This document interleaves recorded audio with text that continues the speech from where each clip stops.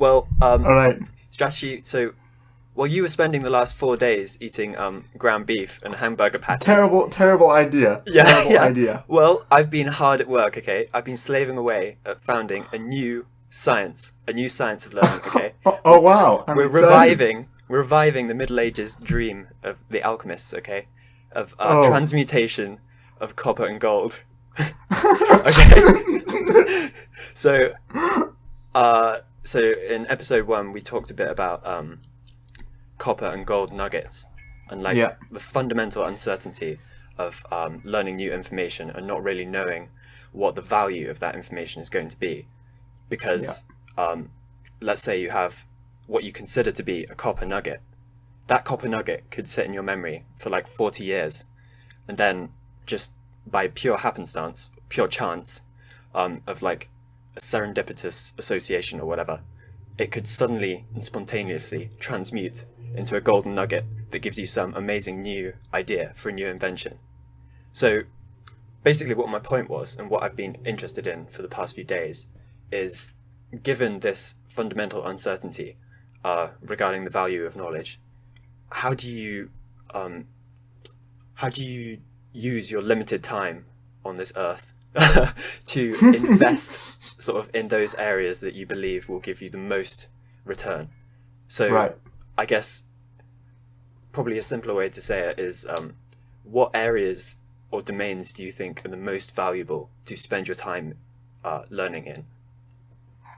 Do you mean like for everybody as a general principle? Yeah, is there a general principle or is it something totally subjective? I don't know. Well, I can say a broader thing, which is no matter what you're interested in, it's better to find abstract knowledge within that, Right. i.e. something that can be applied in many situations. So no matter what your subject is, if you could find abstract knowledge, that'll certainly be better than, let's say, specific knowledge. I'm sure there's a better opposing term than that, but let's say that. And then as far as like a specific field that would be most valuable, my guess is that things like mathematics Mm. are abstract fields within themselves, Yeah. so they're most generally applicable. Yeah. And, you could think of things like game theory and those kinds of things as extremely valuable in many situations in life, whereas many other fields, let's say history, they have very limited context of utility. I mean, they can help you understand human behavior and provide some motivation for you or whatever it is, but their scope of utility is certainly less than a field like mathematics. Yeah. Okay. That's kind of what I was expecting you to say. Mm, I suppose if that's you disappointing. Yeah. Should have said something new. No, I guess it's the advice Woz gives. It's the advice I've heard from like Elon Musk. He has this good quote that's like you should learn the branches of the knowledge tree before you should learn the trunk of the knowledge tree before the the branches. And then he goes on to Oh, say, that's interesting. yeah, he goes on to say like how he roots like pretty much all of his knowledge in physics because it's like it contains the most general abstract ideas, and abstract in the sense of most applicable. Like I feel like in school when you hear the term abstract you think of like really difficult to understand, but the dictionary definition is more like abstract ideas can be applied in many different domains. It's quite easy to visualize if you think of it as a tree and you think of like the really abstract ideas at the top of the tree, and then they have loads of little like child nodes coming from them. Right. So Right. if you learn those big abstract ideas, you can connect them really easily to loads of different child ideas, like more specific ideas, I suppose. Definitely. Definitely. Yeah. So yeah, it was kind of what I was expecting you to say, like mathematics, the sciences. Yeah. Do you think there's are there any areas that are sort of like contrarian domains? Like are there any that you feel like most people wouldn't focus on, like they wouldn't think would have applicable generalizable ideas, but you've sort of identified them as having useful ideas, if you know what I mean? I do know what you mean. I don't know that I have a particularly valuable answer to it. Mm-hmm. I will say, I gave the example of history. There are some abstract nuggets of wisdom, Mm-hmm.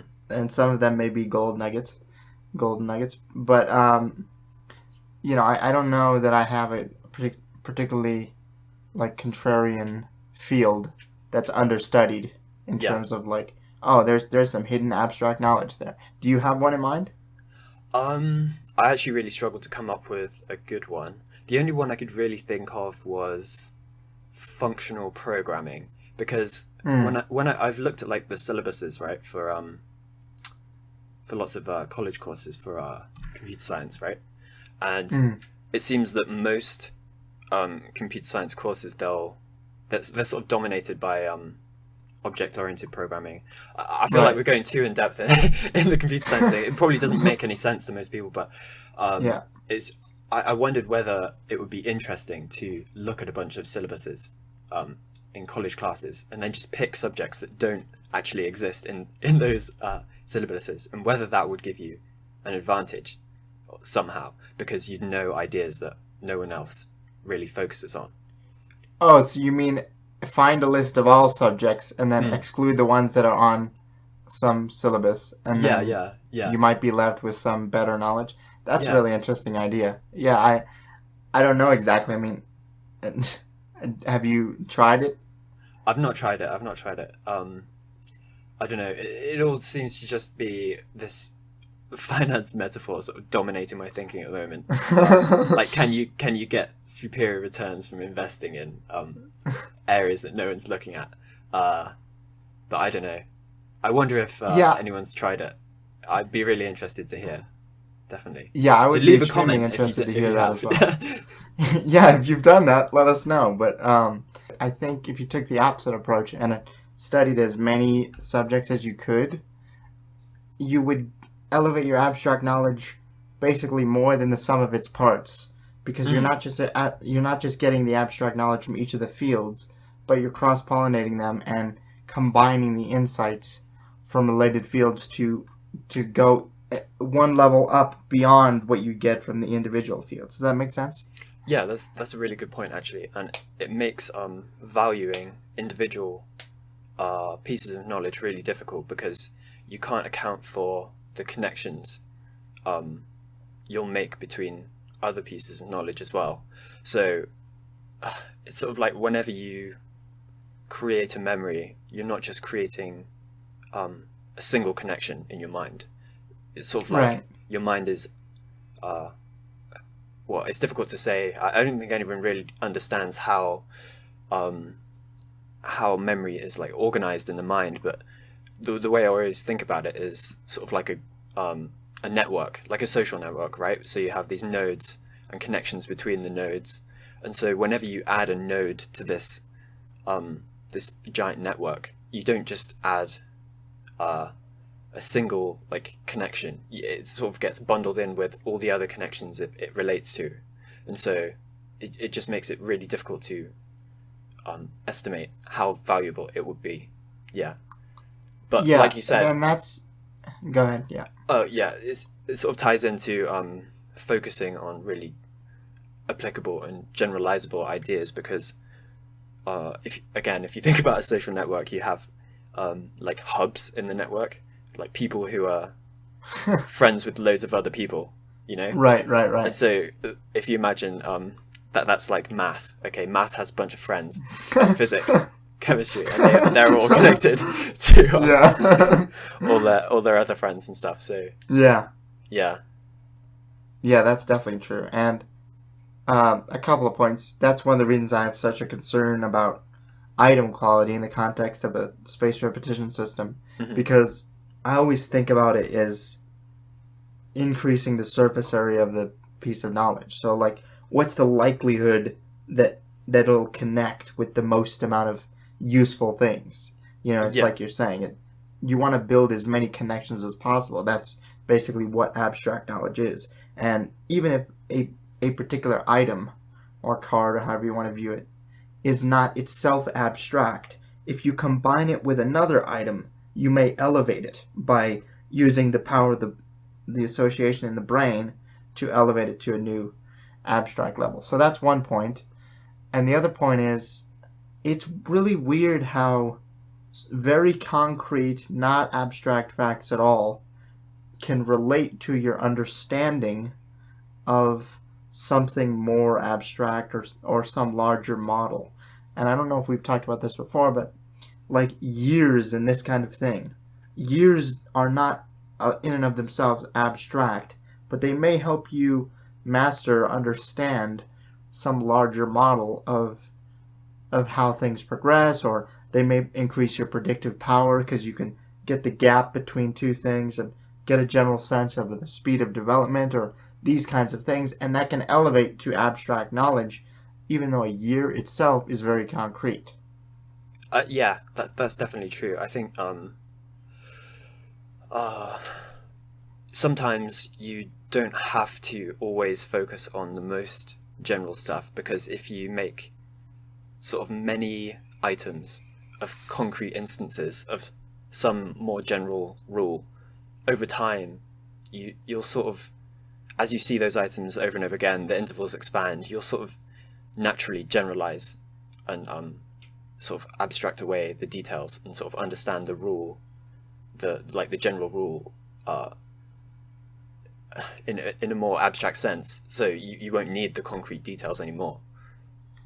Yeah, and I really think that's true, and it's something, the worst part about it is that you can't predict it, really. It just has to happen over time. It's something where the interval has to occur. And, this will be just a quick technical comment on making items, but when you make an item, let's say you make a close from a larger paragraph, and you simplify it a little bit to not give it away on the first review, and then on the first review you simplify it more than that, and then maybe you think that's as much as you could simplify it. Then you see it again after some interval, and you realize, oh, this is really, I could simplify it even more. And I started to think, that's generalization. That's the brain stripping away the unnecessary pieces of that association and just leaving what is essential, that essential A-B association. This causes that, or this relates to that. And it's a natural process in the brain.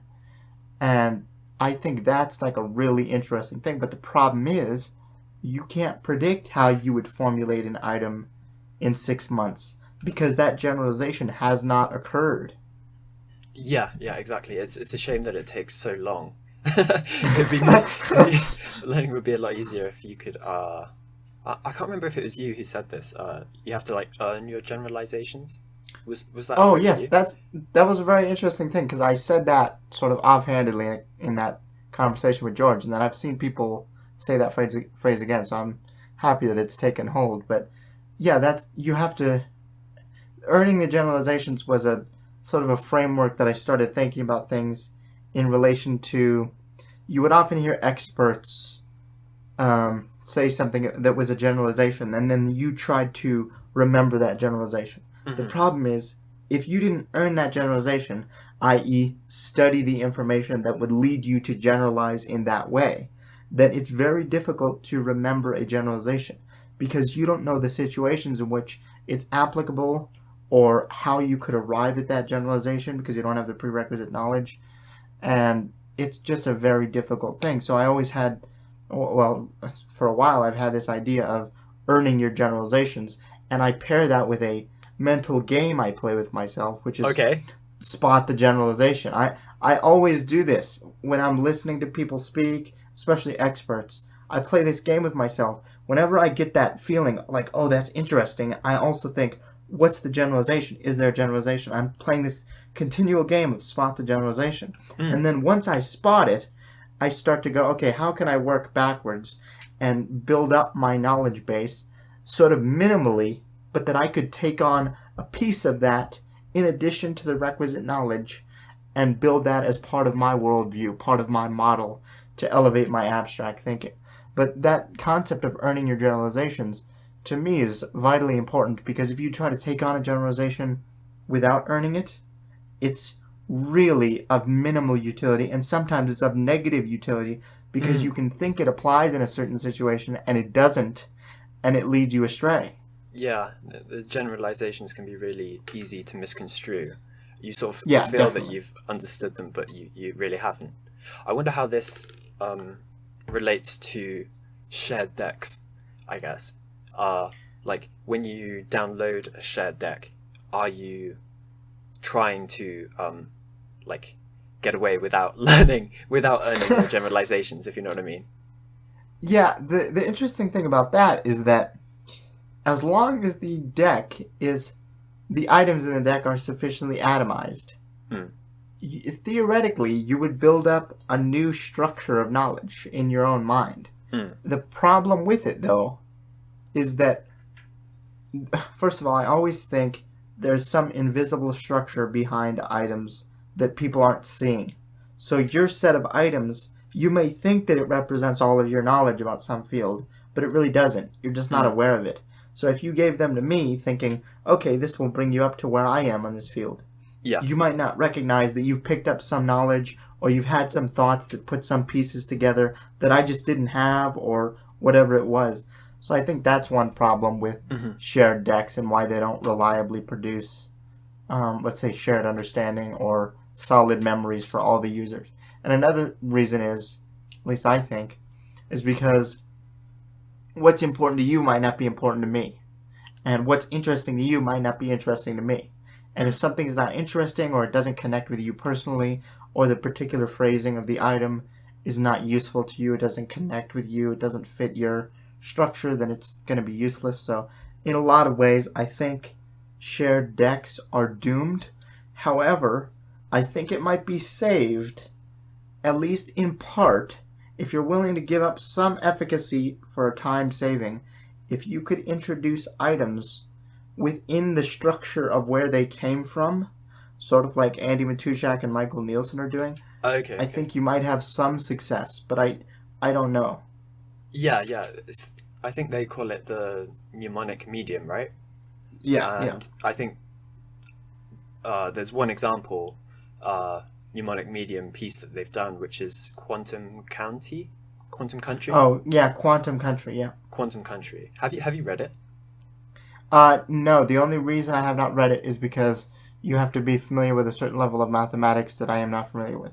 Right. Yeah, I'm the same way. Yeah, but it doesn't. Yeah, I agree. Like if you were able to embed items in a context, and then the learner would be able to sort of select those items that they think are useful to them, and also they might just provide like uh inspiration for items that they want to make themselves. Yeah, so I think that's quite a good idea. Yeah, Um, I think that's crucial. I wonder how widespread it will become though, creating um, like how many authors are there that are familiar with like spaced repetition enough to want to embed like prompts and stuff within their own articles. I wonder.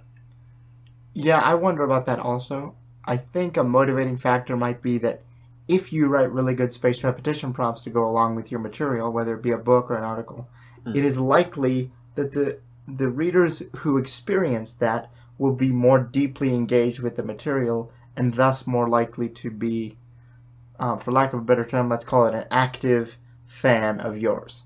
So Mm. they'll engage with your next material, and because you have now essentially installed memories in their brain. I know that's a weird way to say it, but I don't know another way to think about it. If you are an author and you wrote some material and then you also wrote some items for that, and I'm reading your material and then I read your items and I actively review that item on some schedule, you gave me a memory. In your own words, you gave me a memory. Yeah, yeah, yeah. And in the context of what you said. So I think there might be a huge benefit for the author to do it. But the problem is, and people don't know this, and you can you can try it. It is very, very hard to write a good spaced repetition prompt. It's so difficult, and people don't know that. If you've never tried it, you think it's easy. But it's not, I can promise you. Especially if you're talking about very long intervals. And especially if you're talking about a set of spaced repetition prompts that build a larger, complex structure. It is a very, very difficult thing to do. And I don't think most people, even good writers, have the necessary skills, at least in the beginning, to do it well. So I think that's a hurdle, for Right, sure. yeah. And it's like, it takes a long time to train someone, almost, because you have to experience the long intervals to really know which items work and which ones don't. Yeah. Actually, Yeah, and it's I've almost had... like you have to do it yourself. You have to learn the items yourself. Yeah, exactly. I've actually had this experience recently, so I guess I'll do a quick advertisement here. What we're doing, we're going to do like a voice chat on, and we've done a couple of them before. Like we've mentioned the one with George, and there was one on rationality in the SMA Wiki Discord, and we're going to do one again, I think on the 9th of August, and it's just going to be a discussion of the pleasure of learning by Was. We're just going to discuss that article for a bit. And so one of the ideas I had was creating some like shared cards from that article, just to like send them round before people read them or read the actual article. But while I was making the cards, just having in my mind the thought that other people are going to read these and they might not understand like why I decided to structure the prompt in a certain way, or why I include certain information and stuff like that. Just the having in your mind the knowledge that someone else is going to read the prompt totally changes your approach, I find. Yeah, it's a fascinatingly difficult thing to do. Even for yourself, but especially for others. Yeah, exactly. Oh, were you trying to do it in context of a paragraph? By the way, don't forget what you're going to say. I don't want, want to make you forget. I can't... Really, what I thought was the most... After doing it for a couple of hours, I basically looked through the items that I'd made. I think I'd started this article, probably... It was one of the first ones I started reading, so it was already a year and a half old. I'd already finished most of the article. I started looking through the items, and after maybe an hour or so, what I found was the items themselves probably weren't the most useful part that people would benefit from. It was more the connections and the sort of like the optional reading, if you will, like for a course, like you'd find like a bunch of like extension articles at the bottom. Right. It's like it was those sort of articles, those extensions, the connections with other ideas that I thought were more interesting than the items themselves. So, for example, Was talks a lot about global optimization versus local optimization, and one of the best examples of that is the market economies versus planned economies. So basically, I found a bunch of articles that I'd found back when I started reading The Pleasure of Learning that were to do with the Soviet economy and how they tried to optimize globally to solve like the resource allocation problem.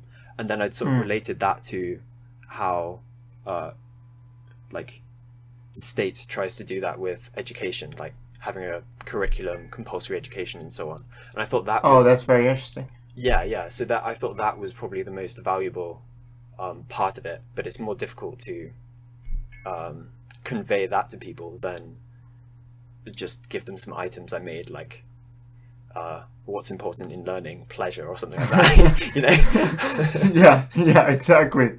Yeah, and that's why I think the voice chats are so valuable, because it's easier to discuss and convey those sort of complicated associations over voice than it is through a spaced repetition prompt. So yeah. Oh, absolutely. Yeah. So if you are interested, I'll leave the information in the description.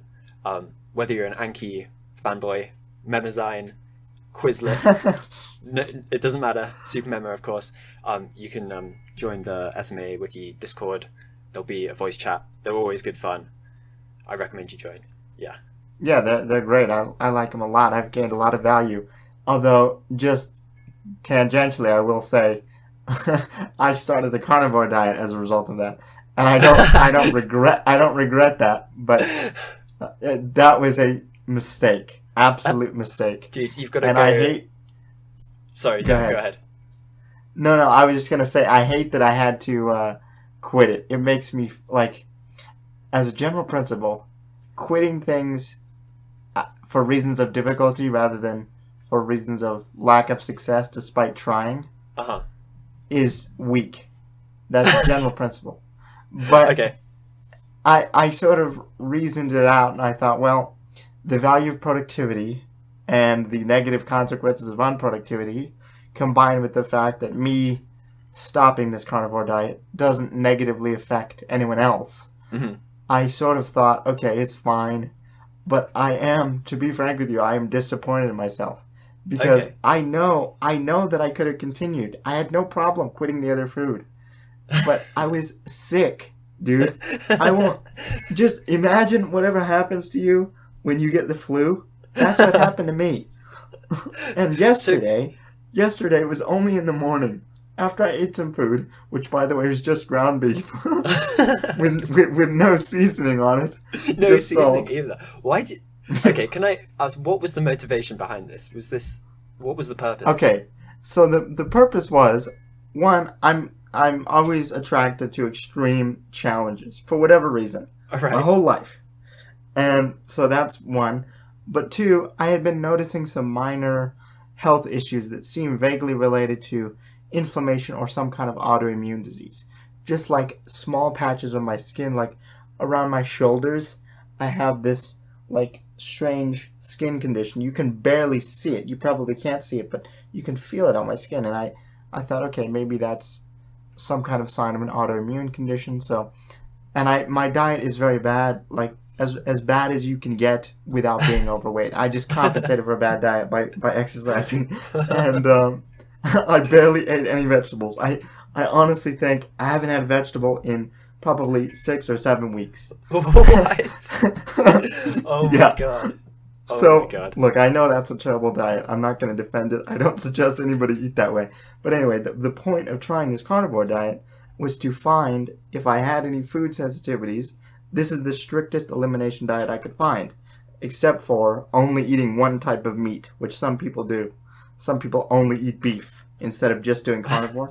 Okay. Um, so I instead of doing the full carnivore, which I think includes like eggs and a couple other things, I literally did just meat with no spices, no seasoning, nothing, because I wanted to isolate it as much as I could. So all I was drinking was water. All I was eating was meat with salt on it. That's it. End of list. That's all I was eating. That sounds And terrible. So you basically lived as a caveman for 4 days. yeah, I guess I did. And so on the third day, I woke up and I was sick. I was like, oh man, it feels like I have the flu. And it literally, whatever happens to you when you have the flu, that's what happened to me on the third day of this. Oh And my so, god. but I ate food. I ate some ground beef, and it went away. It went away for the rest of the day, and I felt fine. So I thought, okay, I can deal with some nausea in the morning and feeling like I have the flu in the morning. That's okay. As long as it goes away, I can deal with that. Then I wake up today, and I'm sick again, except it's worse. I'm even more sick. And I eat food, and it doesn't go away for hours. And then finally the nausea goes away for a little while, and I was able to have a chat, and then boom, it hits me again. Crazy. Crazy Damn. bad. And I'm thinking, this is ruining my day. I can't get anything done, and I have a lot of things to do, dude. This is wrecking my productivity. So I had to quit. I had to quit it. So you remember at the beginning when I asked you, do you have any contrarian ideas that you invest in? I think this is a pretty good example. So I respect your attempt, I guess. Thank you. Thank you. Yeah, I'm disappointed I had to quit. Damn. Even my own dad made fun of me for quitting. That diet sounds pretty bad. I don't know. I feel like lots of things are similar to that. Lots of sort of wacky ideas that people do to try and improve stuff. Like nootropics is another one Yeah. that's sort of similar. I don't know. I feel like there's just no free lunch. You know, you Yeah. can't get away with yeah with there's no like magic beans. Yeah, everything always has a cost, and some stuff the cost is so minimal that it's outweighed by the benefits. But and maybe this carnivore, I'm making no comment on the efficacy of the carnivore diet. I have no idea whether or not it would work if I continued. And that was another piece. There was some hidden information, which was nobody could tell me how long it was going to last. Some people were saying, "Oh, you'll probably be better by tomorrow," and then some people were saying, "Oh, that's going to take 2 weeks." And I'm thinking, what? I'm not going to do that. So that was hidden information there. But yeah, I mean, maybe if I had stuck with it, it would have benefits. But I did not experience any during the 4 days that I was doing it. It wrecked my life. Yeah. In fact, I happen to recall that this isn't the first time you've done something like this. Could you explain polyphasic sleep? I've done many insane things. When I was a kid, maybe 13 or 14, I tried polyphasic sleep. And no ordinary polyphasic sleep, such as 5 hours of sleep. Right. I tried to sleep 2 hours per day. I thought, oh my God, imagine if you could gain an extra 6 hours a day. Yeah. And I remember reading this Tim Ferriss book, and I apologize if I'm misquoting here. This was years ago. I have no memory of this. No items for this. But I think it said something like, REM sleep is the only kind of sleep you need. It's the kind of sleep that rejuvenates you. Therefore, if you can eliminate all the others and only get the 2 hours of REM that you normally get, except get only REM sleep. So you just sleep 2 hours and it's all REM, and therefore you have, amazing efficiency in regards to your sleep. And the way you're supposed to do this, according to this particular polyphasic sleep schedule called Uberman, was you sleep 20 minutes every 4 hours for a total of 2 hours of sleep per day. And let me tell you, man, don't try that. It is completely insane. It doesn't work. It is insanely bad for you. There were moments where I was so tired that I couldn't stay awake no matter what I did. I would just go to sleep. You can't stop it. And maybe if you're superhuman, you can get through some period where you get used to this. But there is no way that it's good for you. And for me, it was insanely bad. And then I had a brief period where I did also 5 hours at night, and then I would take a nap. So I think I would take a 90-minute nap during the day, which I don't think is that bad. That's biphasic sleep. But it was still restricting my sleep, and I don't think it was good. Yeah, that sounds absolutely terrible. Dude, it's insanely bad. Dude, there seems to be many instances of people within the Super Memory Discord doing similar things to that, like nootropics, polyphasic sleep. I think George mentioned a funny one, like photo reading, like where you quickly glance at a page and then look away and try and remember everything on the page or something, and that supposedly turns you into like someone with photographic memory or something like that. I don't know. Yeah, maybe... I mean, it makes sense because when you think about it, people who use Supermemo, they essentially want to increase their efficiency in remembering things, and those other things like polyphasic sleep, it's about being more efficient. That's really what it's about. Yeah. And there was some user here, and I hope I'm not getting this wrong.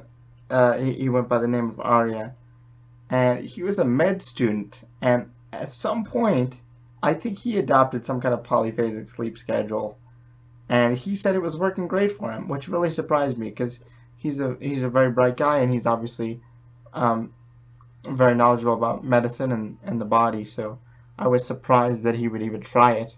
Even more surprised that it worked out for him. Yeah, seemingly. It's strange. Some people do claim that they do have great results with it. Even people who don't make a living selling sleep advice, basically. So it seems like perhaps some people are more resistant to the negative effects, or they just don't need more sleep, or whatever. Some portion of very lucky people, maybe it's 1 in 1,000, can get by on maybe 4 or 5 hours of sleep a night and incur no negative effects. At least that's what I've heard. But it's an extremely rare thing, and most people who think they have that gene don't have it. So you're incurring negative effects and you just aren't realizing it. And the negative effects of lack of sleep can be pretty severe. They can be things like cancer and that kind of thing. Yeah. So I wouldn't recommend it. But yeah, if you try polyphasic sleep, you might end up in the river. Yeah. That's a Seinfeld reference. Okay. Kramer tried it. Have you seen that show, Seinfeld? I've not seen it. Kramer tried it once because he read in a book that Leonardo da Vinci only slept 3 hours a day using this technique. Is that true? No, it's not true. Oh, right. At least as far as I know. But he tried this, and he was over at a woman's place, and he fell asleep, and she thought she killed him, and so she was like, she knew people who were in the mob, so she called her brother or whatever, and they came and grabbed him, and they chucked him in the river, and he woke up. He woke up in the river. Oh, man. The dangers of polyphasic sleep. Yeah, exactly. Stay away from it. Okay, so talking about pseudoscience and potentially incorrect information. Last time we talked about what if your items turn out to be wrong, right? Yeah. And so I had this idea. What if you create what I'm calling speculative cards? So if you create a card that says it might be true that X or Y, and then some answer, do you think that will have do you think that in your mind you'll remember that as like a fact or as something that might be true, and so you won't do you know what I mean? Yeah, I know exactly what you mean, and I haven't tried that kind of labeling specifically, but if you incrementally read scientific studies, the claims in there are not facts, they're just findings. So what I often do is I'll say, some name of a person, et al., and then put the year of the study, find about this. And then, therefore, I still can recall that, hopefully, but I'm not treating it like an explicit fact. Yeah, okay. Yeah, I was thinking about different ways to do that. Like, sometimes I'll put the name of the person who said something, and then a colon, and then what they said.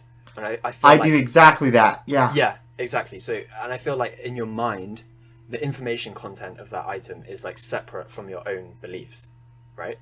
So, and there are other methods people use to sort of specify like a confidence in the correctness of information. Like I notice a lot in rationalist blogs, they'll have like an epistemic confidence or something like that, or they'll say what their base rate is of the probability that something is correct or whatever. I thought that was quite interesting. And I think maybe Ergonomic Fugitive, he's in the SMA Discord, right? He's mentioned that, or perhaps it wasn't him, but someone in the... No, it was him. I know what you're talking about. Oh, yeah. They were thinking of similarly using Bayesian statistics to give a confidence for different pieces of information. I thought that was a really interesting approach to like the knowledge in your collection. So I also had this thought that was, do you think that those sort of items that represent sort of other people's beliefs or speculative beliefs or beliefs that might not be true, do you think that they slowly over time would converge into your own beliefs? Or do you think that there's sort of like an island in your mind for these ideas and facts that you don't necessarily believe, but that are useful to you and sort of exist in this locked off region in your head? I think it depends on how much thinking you've done about something. So if you don't know very much about something, and you try to like cordon off your understanding from someone else's or your opinion from theirs, it might be that they just merge because you don't know that much about it. But if you've given some thought to something, it seems like you could keep them distinct if your items... You'd have to phrase the items right. And I think the name and then the colon, I think that's a good practice. I do that a lot. Like, for example, with Woz, I do that all the time, you know? Yeah, same. Yeah.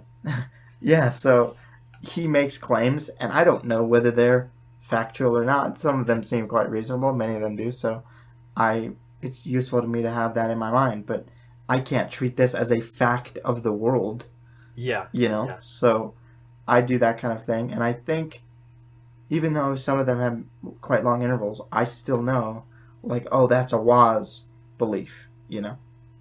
Yeah.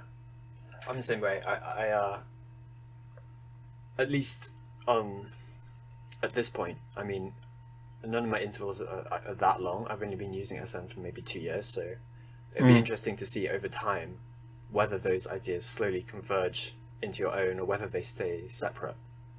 Yeah, I think it would be quite a shame if they do converge and you don't notice. Yeah, exactly.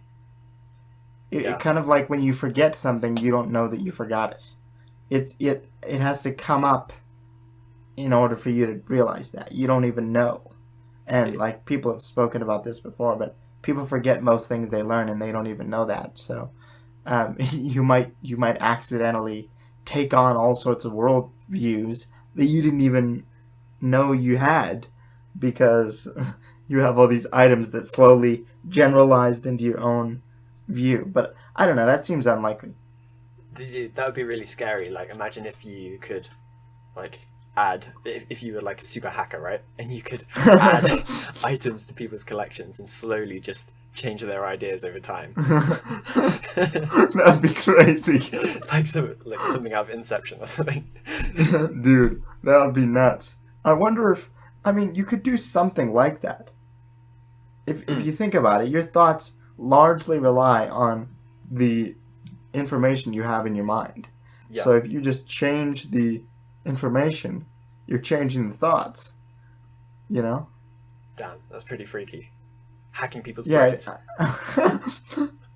Yeah, I mean, that's kind of like, I won't get into it specifically, but there are like cults and stuff which just feed people the wrong information, and therefore their beliefs end up wrong. And so I guess if you fill someone's collection with stuff that seems like facts but aren't, then they'll have beliefs around those made-up facts, and you'll have changed their thought patterns and their beliefs. Yeah. Damn. I felt like we should... It has to be subtle. Yeah. So, tangentially related to that is, do you think that over time, if you continue to learn with like spatial repetition systems, do you think that your collection slowly over time comes to represent your entire knowledge, or do you think there will always be information outside of your collection that sort of is still in your mind? And I guess yes, right? You can't put everything you know inside the collection, but I don't know. What do you think? Yeah, I certainly think it converges on that, on having everything in the collection. Like, when you first start using it, obviously you only put some stuff in there, and then you're spending more and more of your time, like if you're talking about incremental reading, you're spending more and more of your time gathering knowledge from that source. So by definition, it's in there because you read it in there, and therefore it's in there. But I don't know, the part that's most interesting to me is that people have thoughts and ideas and concepts that they develop in their mind as a result of their learning through incremental reading or studying their items or whatever it may be. And they never articulate those thoughts anywhere. They never put them down. They never try to remember their own ways of thinking. And I know it sounds like a very silly thing to say, that you might forget your own models of the world, but that is what happens. If you don't refresh memories, they go away. That's just how it works. And so I'm curious about that aspect of it. And I think there are so many insights that people sort of let go by accident because they don't take writing or capturing their own ideas seriously enough. So maybe in that way, you'll always have this sort of transient set of concepts and novel insights and these kinds of things held in your mind that come from your collection, but you never articulate them, and they're lost over time. Yeah, I totally agree. And again, Andy Matuszak has a good bit on this. I feel like we bring him up a lot, but he does have good ideas regarding how important it is to make sure that your knowledge accretes over time, like builds up and doesn't just decay. So Was also has a really interesting graph of like how knowledge builds over time in traditional learning without spaced repetition versus learning with spaced repetition, right? So if you imagine the graph of traditional learning, basically your knowledge grows up to a point where it sort of plateaus when the rate of acquisition gets balanced by the rate of forgetting. Right, so, right. Although you may still be acquiring new knowledge at this plateau point, you're forgetting at the same rate. So your knowledge just stays the same and it just becomes like a flat line, right? Right. But the difference is with spaced repetition is that since you're not forgetting what you've already learned, your old knowledge stays in your brain, so your knowledge sort of increases linearly over time.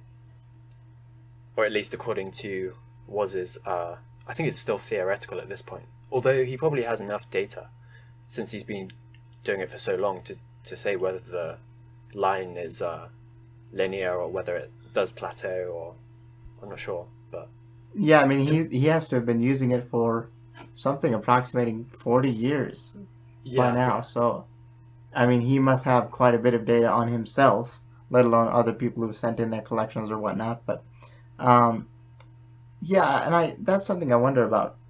The one of the interesting things about spaced repetition is that it just gives you confidence that you'll know something in the future. So if you learn something in the ordinary way, you have literally no way of knowing whether you'll remember it. Your only hope is that you'll like somehow encounter it again or use it or whatever it is, or just by happenstance or the emotionality of it or some connection, you'll remember it, right? And I'm not saying you can't remember things without spaced repetition, but you have no idea whether you will or won't. It's basically just some kind of luck.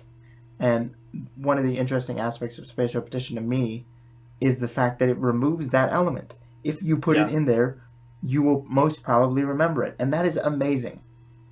Yeah, it makes memory a choice, as I think Michael Nelson said. I really like that quote. Yeah. That you just choose what you remember rather than it being happenstance or chance.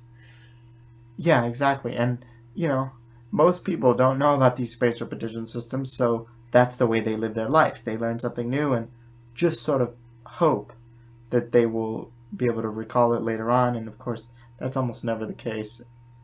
And this always happens to me where I'll learn something and I don't make items from it because it didn't seem that important or whatever it was, but then later on I'll forget it, a month later, and I'll realize, that's seemingly important. And then this ties back to what we were saying. That seemingly unimportant knowledge actually held up some kind of structure that aided in my understanding of what that person believed or whatever it was, Exactly, and that is the transmutation of a copper nugget into a gold nugget. Beautifully That's observed. Right. We've replicated the experiment. This is truly a new science. Yeah, we have stumbled onto something beautiful here. The alchemy of knowledge. And on that note, my friends, on that note, I think we should end it because that is a truly beautiful. We talked about some profound stuff. We founded a new scientific field. Thanks very much for listening, everyone.